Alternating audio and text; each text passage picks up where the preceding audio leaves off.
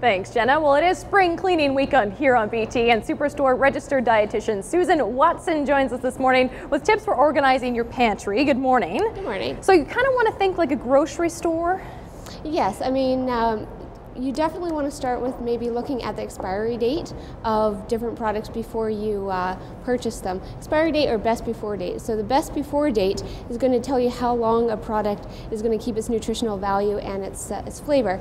After the expiry date or the expiration date, it will tend to lose a bit of its flavor and lose its nutritional value. Sometimes its texture will tend to leave as well. So you want to make sure that it's before its best before date. And then that has an impact on how you store it at home too. Yes, you want to make sure that you rotate your foods. So first in, first out, you want to use the older items before you start using your newer items that you bought.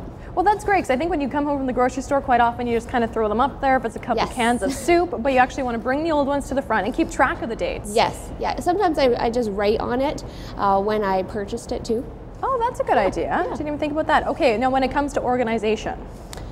When it comes to organization, you want to make sure, as we had talked about, that you are rotating your foods. You want to make sure that you're storing your foods in a clean, dry environment that is definitely room temperature. If the temperature of the storage is too hot, the microorganisms can grow, and if it's too cold, your cans can actually split. So you want to make sure that your pantry items are stored at room temperature.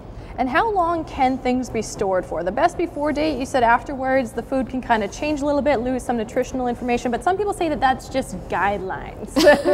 Well, we'll start off with a few different items here. So when we look at, say, cold cereal that's boxed, unopened, it has a 6 to 12 month shelf life, and after that, after you've opened it, it's about 3 weeks or 3 months. Then we go on to, say, high acid canned items. It's about 18 months shelf life. And meats or low acid products will have 2 to 5 years shelf life. Oh, wow. There are some food items too, like the ketchup and salad dressing, that you want to actually, after you've opened it, put in the refrigerator. Right. And it'll stay on the back of the package, you know, to put in the refrigerator. Nuts and seeds will actually last 12 months unopened, but once you open it, it'll be 4 to 6 months where you want to put it into the refrigerator as well to store. That's a good idea too, because a lot of people see the information that's on the bag and then they go by that, but it does change once you open it and it's exposed to the air. Yeah. Okay, now this is kind of a great time too to swap out some of the less healthy items for newer, healthier ones. Yes. So definitely, if you're swapping out stuff, you want to replace them with some healthy whole grain products like this PC Blue Menu whole grain pasta, or some of the whole grain cereals that you can find at Real Canadian Superstore.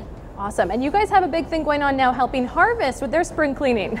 Yes, actually. Real Canadian Superstore and Extra Foods is having their Spring Extra Helping food drive. That's from April 19th to May 9th. And people can drop off non-perishable food items or purchase them at the store and drop them in the Extra Helping bins at the stores. Some great ideas that consumers can pick up are right along here, some non-perishable food items like rice, pasta, skim milk powder, or oatmeal.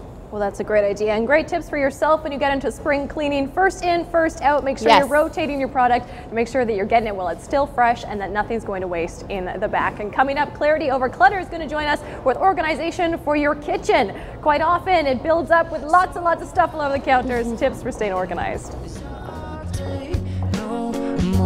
No more, it can't